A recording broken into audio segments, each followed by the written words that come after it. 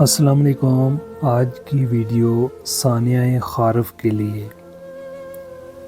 آج سے 8 دن پہلے دو بھائی لیکسس گاڑی میں شام کے ٹائم خارف سے واپس آ رہے تھے بلسمر کی طرف۔ ان کا گاؤں خرس بلسمر میں ہے۔ واپس آ رہے تھے تو آتے ہوئے پانی وادی میں بہت زیادہ ہو گیا تو یہ لوگ پانی میں بہہ گئے۔ اس کے بعد ہم نے کچھ ایسی چیزیں دیکھی جو شاید ہمارے لیے نئی تھی۔ ہم آج سے پہلے سنتے آ رہے تھے ریاست ماں جیسی، لیکن ہم نے یہ سب کچھ دیکھا کہ ادارے اور جو اپنی مدد آپ کے تحت جو لوگ کام کرتے ہیں یا کرنا چاہتے ہیں، ہم نے دیکھا کہ پوری اس اسیر ریجن کے لوگوں نے اس میں شرکت کی۔ رات دن کی محنت کے بعد جمعرات کے دن دوسرے دن ثانیہ کے دوسرے دن ایک بھائی کی ایک شہید کی باڈی مل گئی۔ وہ تقریباً 3 سے 4 کلومیٹر کی دوری پر تھی۔ دوسرے شہید کی باڈی ڈھونڈنے کے لیے 6 دن رات دن ہم نے دیکھا ہے۔ یہ ادارے اور جو لوگ ہیں اپنی مدد آپ کے تحت جو کام کرتے ہیں، اپنی مدد آپ کے تحت کام کرنے والے سعودی زیادہ لوگ شرطے، جوازات اور فوجی، ریٹائر فوجی ہوتے ہیں۔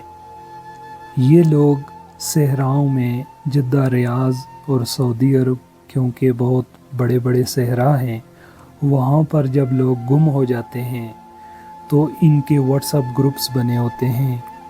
گھر والے یا کوئی دوست جب گروپ میں میسج کرتا ہے کہ ہمارا دوست اس طرف گیا تھا، اتنے گھنٹے ہو گئے ہیں، اتنے دن ہو گئے ہیں، تو یہ لوگ اسے ڈھونڈنے کے لیے نکل جاتے ہیں۔ کیونکہ صحراؤں میں زیادہ تر نیٹ ورک نہیں ہوتا تو یہ لوگ رات دن محنت کر کے اپنی مدد آپ کے تحت بھی ان کو نکال کر لے آتے ہیں۔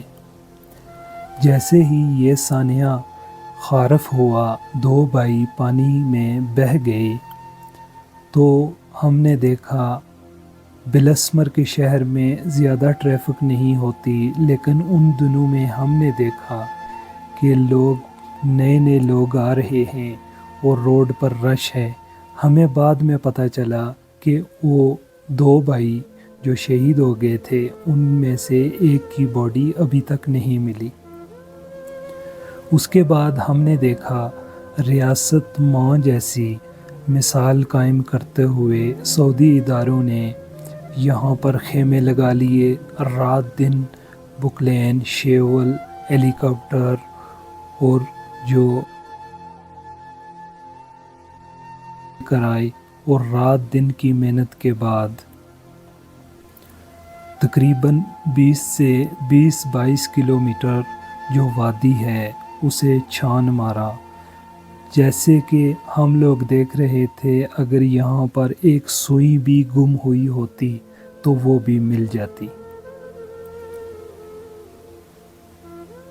ان لوگوں نے رات دن محنت کر کے ایک ایک پتھر، ایک ایک وادی چھان مار کر 7ویں دن جو باڈی ہے وہ 20 سے 22 کلومیٹر کی دوری پر النماس ڈیم سے ان کو باڈی ملی ہے۔ اللہ پاک شہداء کو جنت الفردوس میں اعلیٰ مقام عطا فرمائے اور لواحقین کو صبر جمیل عطا فرمائے۔